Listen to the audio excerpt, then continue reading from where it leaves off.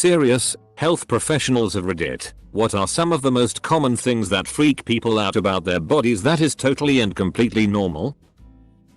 A small fraction of people, including myself, randomly get a sharp pain when breathing in, typically on the left side of the chest. It's really scary at first, but it only lasts for a few seconds to a few minutes at most, and episodes can happen daily, weekly, or monthly. It's called precordial catch syndrome and is completely harmless aside from the few seconds of pain. Link. Had a patient come in because she was concerned about bumps on her tongue. Did my history.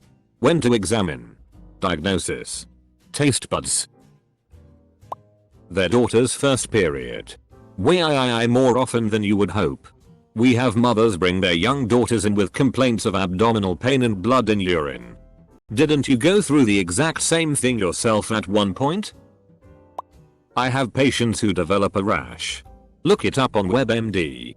And come to me screaming that they must have Stevens-Johnson syndrome. Most common diagnosis. Contact dermatitis from laundry soap. Edit.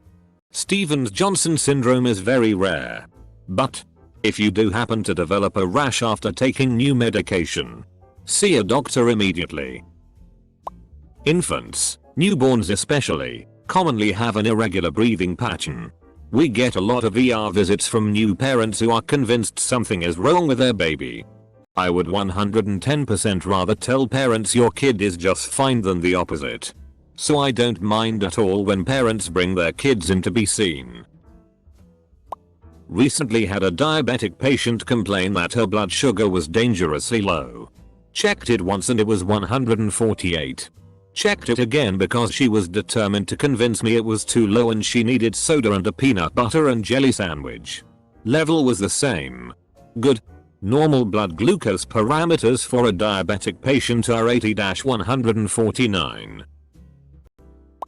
Dense breasts. I perform ultrasounds and a lot of my patients are referred to me from the mammo department. They usually come to my office nervous and frightened because they have been told they have dense breasts that require further imaging. I always have to calm them down and assure them that it is perfectly normal to have dense breasts. Dense just means there is less fat and more connective tissue in the breasts. Different tissues image better than others. And ultrasound is the modality of choice for dense breasts. But in the end, I'm glad that all breasts are carefully examined. BRCA is nothing to be conservative about. Edit. A few people have messaged me regarding my use of the acronym BRCA. I did not mean the actual B-Reest answer susceptibility gene. My office protocol uses that acronym when obtaining patient history, as in no prior HX of BRCA. I'm sorry if I confused anyone. Also, I'm really glad this has opened such a frank dialogue regarding breasts. I hope someone someway has learned something. Or will go to their DR with some great questions to ask. One of the most common worries of patients during my family practice rotation in med school. Having to poop soon after they ate. Woman came into the ER one time saying something was falling out of her vagina. Doctor did a pelvic exam. The whole deal. Turns out she was just so fat she hadn't seen her vagina in a long time. It was her labia. Earwax consults. I've said it once. I'll have to say it a million times. Earwax is not your enemy. It protects your ears. It has antibacterial and antifungal properties. And is absorbent. Not a week goes by without a consult for blood in the ear due to a Q-tip. Or a ruptured drum from puncturing it with a foreign object. Or a thermal injury from ear candling. It is not dirt. Not that one shouldn't be concerned about one's blood pressure. However, I'm always amazed at the number of asymptomatic people checking their blood pressures at 2:00 AM and then calling me worried because their systolic is 160. It can wait till the morning. Folks. Edit. My biggest wonder is why asymptomatic people are checking their blood pressures in the middle of the night. One of my first questions is always what made them think to do that at this time. Fishing for symptoms. I've never been given a good answer. Edit 2. Fixed a spelling issue. I work in lab. People freak out if there's a bruise. Somehow this bruise can only ever be my fault. Maybe I went through the vein. Maybe I used too large of a needle. Maybe I jammed it in too quickly. It's never your fault because you bled around my needle or were on blood thinners, and no amount of post-draw pressure could prevent the bruise. It's a bruise. It goes away. A male patient, same age as me, in late 20s, was admitted with a spinal injury and had to get a Foley catheter to relieve urinary retention. He was just so embarrassed and asked me if I see men's genital areas often. Answer is yes. All of male and female parts every day. Then he got an erection before the process, which is actually normal. But he turned bright red and couldn't talk to me for the rest of the night. Kids and fevers. People worry about febrile fever, seizures if the fever is too high, but it's not how high it gets. It's how fast it gets there. Please give your kid some Tylenol, acetaminophen, or Motrin, ibuprofen, before coming to the ER. We believe you that your kid has had a fever of 103 F, 39, 4C. I don't actually need to see it. Fevers can also last anywhere from 2-7 days, so rotating meds will help little ones feel better. Edit. I'm just a nurse, so here's some information. http health Cleveland Clinic org/2015/05/kids fevers, when to worry, when to relax on fevers so you can follow a doctor's advice. Sebaceous bumps. Your sebaceous glands can cause little bumps in certain places. Underarms is common. The one that freaks people out is sebaceous bumps around the genitals. It doesn't mean you have an STD. And most of the time they aren't really noticeable to the opposite sex. It isn't something to get too freaked out about. Getting more aches and pains as they age. So many people are on narcotics for minor issues. I know there are a lot of people out there that need them for chronic problems. But the amount of people who lay in bed complaining of pain 10/10 in their back astounds me. The best thing for getting rid of back pain, in most cases, is to get up and get moving. And I'm talking about the ones that have no signs or symptoms of discomfort. They can move. They don't guard or have facial grimacing. They just need those Percocet every 4 hours. And if you encourage getting out of bed, they look at you like you just kicked a puppy. Most people get aches and pains as they age. Some people just really don't handle it well. This isn't as exciting as the other comments, but it happens so often it's hard not to mention. I am always surprised when patients are very worried about minor constipation. If having a bowel movement once every 2-3 days is normal for you, that's okay. You are not unhealthy. There are some exceptions, especially in acute situations.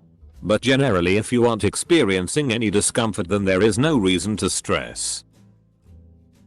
Well, there was that one guy who found a bump on his wrist and called the ambulance, me, to ask if I had a X-ray machine in the back to check what it was. It was a perfectly normal wrist. Patients often freak out and rush thinking they have testicular cancer because they noticed a bump on one of their testicles. In most cases it's just the epididymis and it's completely normal. Better safe than sorry though. Had a patient come into the emergency room complaining of vaginal odor. Doc does a pelvic exam and pulls out a garlic clove.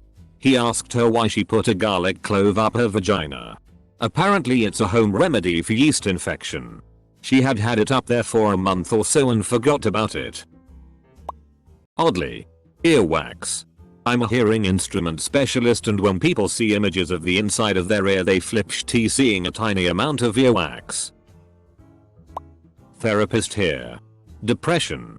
I can't tell you how many people think a depressive disorder is the end of the world and that once they cross the magical line of being diagnosed they're going to be miserable forever because now it's official. There's nothing to be ashamed about. Depression is a lot of things, but it's never a flaw of character. I can't tell you how much time is spent in early sessions with a client where they want nothing more but for me to write them some kind of note to the psych saying he was having a bad day when you diagnosed. He's happy really. Double quote. A couple of years ago I had to get vaccinated for school. Afterward I keep feeling this wetness under the bandage. It's really weird. It wouldn't go away even an hour or so later. So I get slightly worried. Nothing like this had ever happened before and I've never heard about such a reaction. So it has to be something weird. Maybe the vaccine leaked out? So I go back and ask the nurse if she can check it out. Here's where it gets embarrassing. After she carefully peels off the bandage, she informs me they used a non-alcohol based antiseptic that doesn't dry as quickly. Also, I'm a medical student. Bleeding while after pooping. Or otherwise blood from the anus. 90% of the time. Light red blood is a fissure or hemorrhoid and most people get them sometime in their life. ER nurse here. The stories I have. That being said, having a fever isn't bad. It's how your body handles the infection. So long as it's not an insane number. 106. Anyone? Comma and not there for ages. You'll probably live. Also, I'm weary to say this because heart attacks present in so many different ways. But, gas, and heartburn are totally normal things people have. It doesn't always mean the end of the world. But, still get checked out. Just believe us. Everyone gets so embarrassed over peeing and pooping. I get it. Been with someone for nearly 5 years and I still don't want him to see me in the bathroom. But really, we're not annoyed or embarrassed by helping you with those things. Lots of people tend to get nervous when they can't eat for several days during an acute illness. Everything I eat I vomit. Stop eating. You can survive for a long time without food. Let your body heal itself and then introduce bland basic food slowly. When you vomit you are throwing off your pH balance and losing water. So if you keep vomiting when you eat, stop eating. The most important thing to do is keep drinking. Sip small amounts of water continuously. If you can't keep liquid down then you need to go to the emergency room and ASAP, but don't worry about food. Had a young man come to the ED saying he noticed his heart beating really fast for the last 3 days. I asked if he had changed anything in his diet or was taking any supplements. Yes. Actually I started taking this pre-workout supplement 3 days ago. A quick Google search showed me that this stuff was giving him about 500 milligrams of caffeine in each serving. Lesson 1. If something new is bothering you, think about what changed right before your problem started. Lesson 2. Read ingredients. Lesson 3. 500 milligrams of caffeine is way too much. Allergies to meds.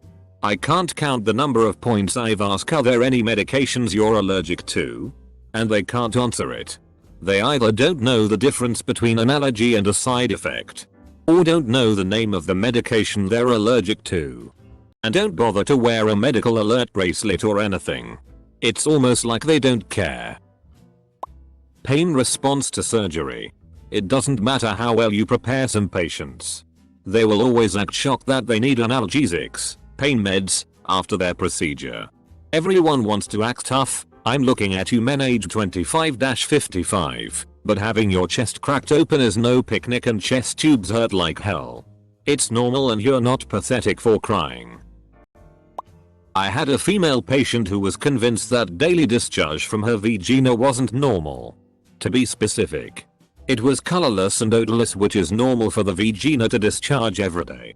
I even had a female PA come and explain that this was normal. I even showed it to her in a book. Googled it for her. Still didn't believe me. I have a bump on my chest and it must be a tumor question. Happened to several patients who lost a lot of weight. I congratulate them on their weight loss, then show them a diagram of the painless lump that they haven't seen since they have been overweight. It's there, xiphoid process, http. health.com xiphoid process. Not the nicest of topics. Women worry about pooing while giving birth to the point they are afraid to push in labor.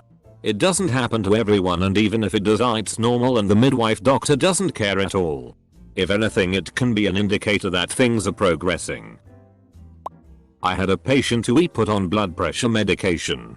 When I checked his blood pressure it was 124/78. He started freaking out that it was not right. That it's usually over 140. I then proceeded to explain to him that's why we put him on blood pressure medication and how it works. Nearly everybody that fills out a form before speaking to me thinks he bruises easier than others. Which could be a sign for different diseases but nearly never is. A lot of 45-year-old patients come in concerned that they are having trouble reading, not realizing that everyone needs reading glasses eventually. That usually makes them feel old. Digging around in your belly button causing the tingling in your naughty bits. This is due to persistent nerve connections from when you had a urethra, the tube that emptied your bladder into the umbilical cord as a fetus. Regular heartbeat isn't. Speeding up when breathing in and slowing down when breathing out is utterly normal. Palpitations aren't anything unusual or bad. Sometimes it's just easier to consciously feel the heart at work. Usually at night. Then people freak themselves out over it. Which makes it worse. Not a heart attack. Extrasystoles are also pretty common, and while there are illnesses that produce more of them, totally healthy people have them from time to time too. It feels like the heart is skipping half a beat, followed by an extra strong thump. I always hear people complain about getting a flu shot, saying I don't get the flu shot anymore because every time I get it I end up getting sick right afterwards anyway. And I must explain, yet again, that the vaccination they receive is a dead or severely depletex version of the virus. And the sick feeling they get is their body recognizing and reacting to it, developing antibodies and inflammatory proteins in order to better react to the virus in the future. It feels just like being sick. Because that's what happens when you get sick. But you're not sick. Your body is just reacting as it should to the attenuated virus. TLDR, flu shots don't make you sick. The xiphoid process turns into bone as we get older. Many people come in worried about a new mass inferior to their sternum. But it is completely normal. Subconjunctival hemorrhage. It is where a small amount of blood gets under the external layer of the eyeball. A little bit can go a long way, in that it can turn the entire eyeball red. It looks serious but is harmless. It is usually caused by mild trauma or a ruptured capillary from coughing, sneezing or straining at stool. Lipomas. Common. Harmless and show up almost anywhere as small lumps. The most common place I see them is on backs and in the inguinal region. They are just a group of fat cells. Atypical lipomas can turn into liposarcomas, but this is extremely rare. Blood in the stool or when you wipe. Patients think they are internally bleeding. 95% of the time is just harmless hemorrhoids. The flu. Please don't call 911 for the flu unless it's absolutely necessary.